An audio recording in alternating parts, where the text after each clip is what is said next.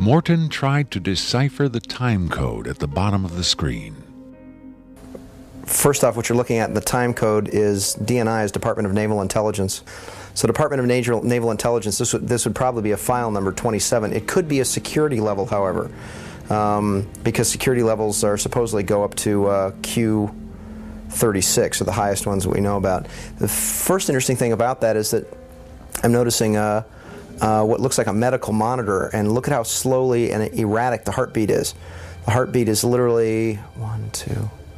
It's very, very erratic, and it looks as though the heartbeat, being as erratic as it is only about, from counting that, it looks like it's about 30 a minute or so.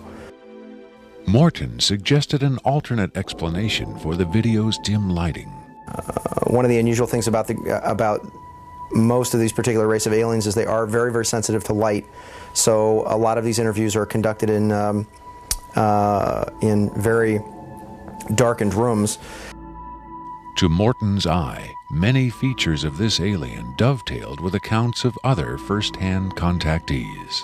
Another strange thing about the physiognomy of these creatures is, as well, is if you will notice that the neck itself is not at the back of the head like a human being is. The neck is actually in the center of the head, which is what actually gives it problems holding its head and its neck up.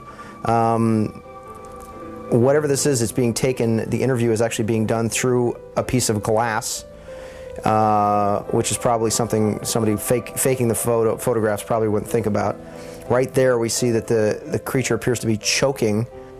The dark eyes, in many cases, are actually a form of lens that guards the creature against untoward sunlight. It's a remarkable piece of footage. I mean, it's very, very, very, very interesting. If it's a hoax, it's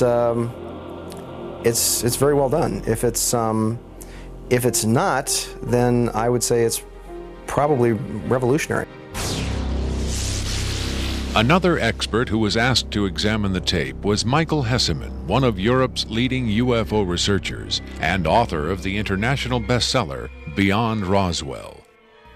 When I got the first information about the alien interview footage, and when I saw the first picture, I said there might be a connection to a real incident.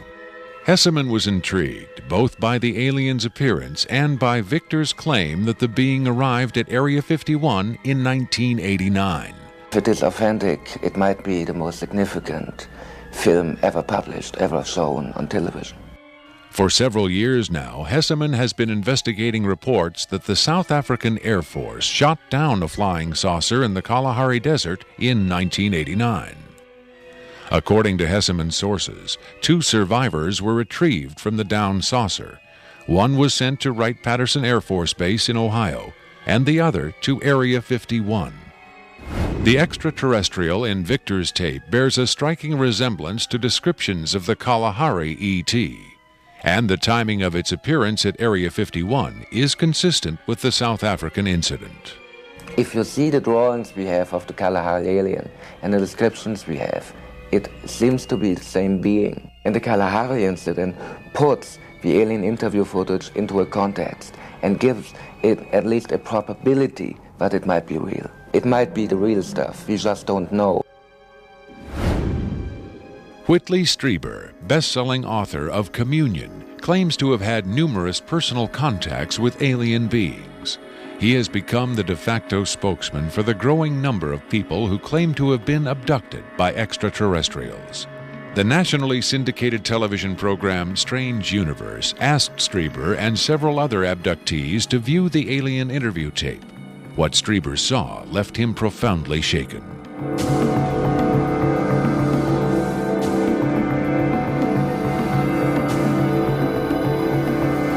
Strieber would not agree to be interviewed on camera for this program, but on Strange Universe, he had this to say.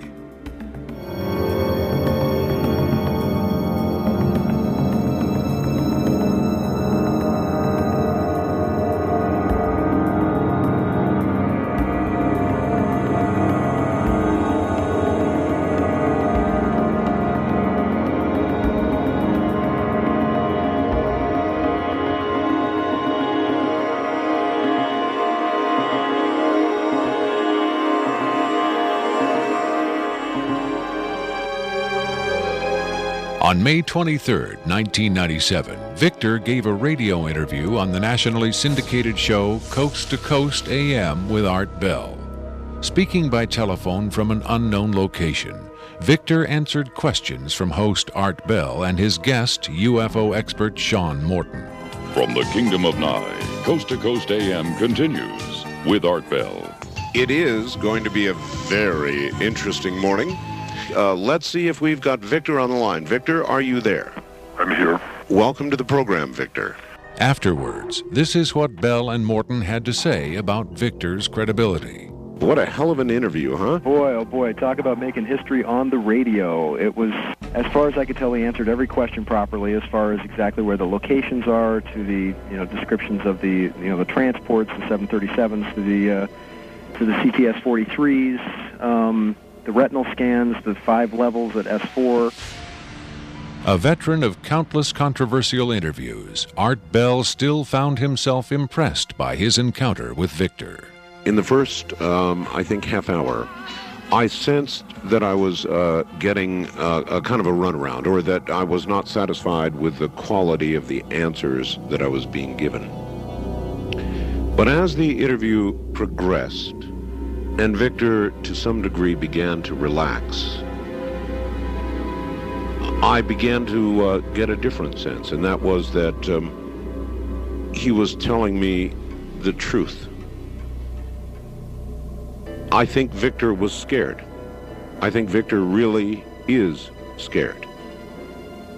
And so my judgment of the interview after about the first, maybe 20 minutes, half hour, is that we began to get some real information. It was a significant milestone.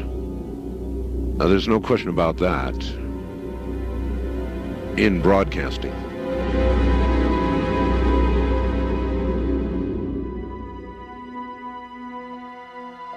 If the government has really been in contact with superior aliens, wouldn't we see some evidence of it? For instance, amazing new scientific discoveries. Limitless free energy? A cure for cancer? We might, if the government's motive were the betterment of mankind. The government's motive is control. And just as much as they crave control, they fear loss of control. Knowledge is power, but power does not necessarily confer competence. The people at the top of this program are intellectually very average. They're not capable of making proper use of what's been handed to them, but they have no intention of letting anyone else ever get a chance to solve the puzzle. And let's not forget there's also the real possibility that the government is being manipulated by the extraterrestrials for their own purposes. You could have released this tape to the news media, but you insisted on being paid for it. Doesn't that cast doubt on your own motives? Yes, and I was aware of that going in, but that's a cross I'm prepared to bear.